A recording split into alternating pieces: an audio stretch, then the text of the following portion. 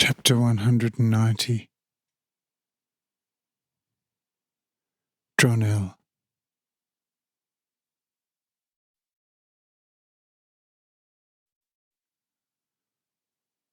For as long as Olad and the 10 ministers lived, and the 99 assisted with the maintenance of the general order in all directions, things continued pretty well in general, although they never fully succeeded to root out all the evil in such a big city. For if the theatres, animal fights, and gallant societies were discontinued, and visits were only permitted for the glory of God, pious pilgrimages provided a rich substitute.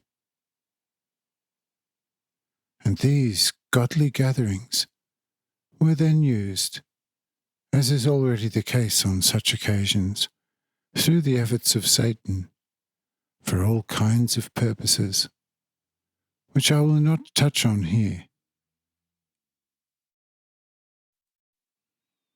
But as said, this was now the weed between the wheat, which always was carefully weeded as much as possible by the diligence and zeal of Olad and his ministers. But his son, who succeeded him in the government, was already much more negligent. When I admonished him to be more zealous in the temple, he said, "Lord, give me the miraculous powers of 10 ministers of my father, who guided all the people of the earth for 30 years to happiness, and I will guide them to even more happiness for 100 years. But if you, O Lord, give me miraculous powers, do not give them to me from today until tomorrow, but for my whole life, and I will lead the people without a minister."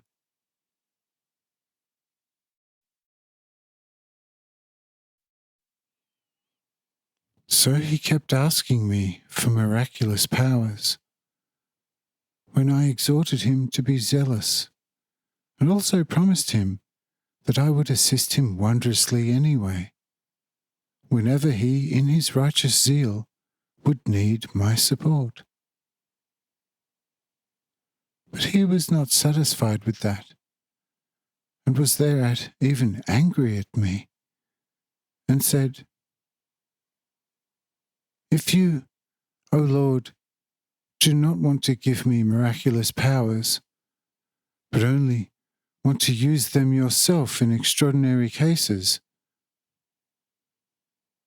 and where, on top of it, I still have to beg you for days to help me out, you should go and sit on the throne yourself and rule the masses, and leave me unscathed."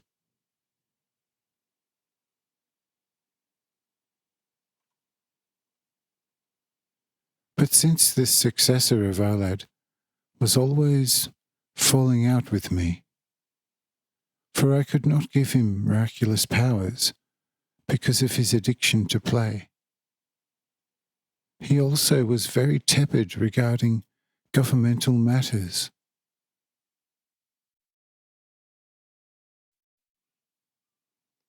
The pilgrimages became increasingly more prevalent, and therefore the social gatherings also became continuously more prevalent, and the places of pilgrimage multiplied.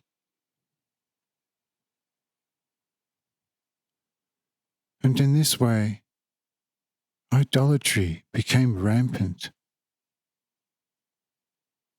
For the people prayed now to the Jehovah Plaques, and not to me alive in their hearts. I reproved the people and the king by all kinds of plagues, But who becomes lukewarm once cannot be helped that much anymore.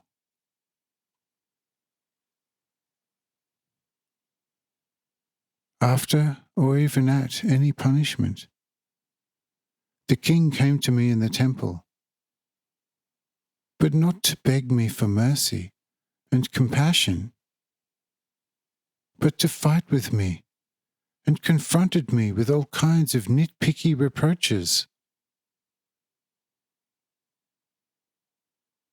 At one stage, when I was sending a small plague into the city, because of the seriously rampant fornication,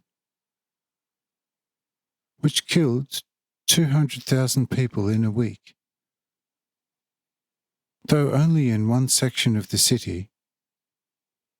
At that time, Hanoch had a population of 12 million people, including the suburbs. He came to me and said, "Why do you, Lord, strangle so slowly? Kill in one swoop the whole city, including me. Then you could end all mischief at once."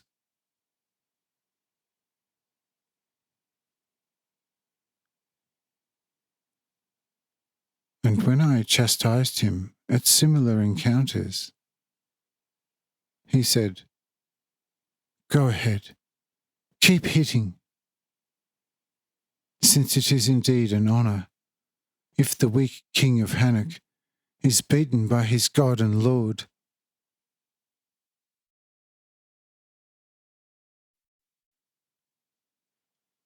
If I sent a disease over him, he had himself, together with his bed, be carried into the temple and wrestled there with me, for in the most gruesome manner, until I had to take the disease away from him again.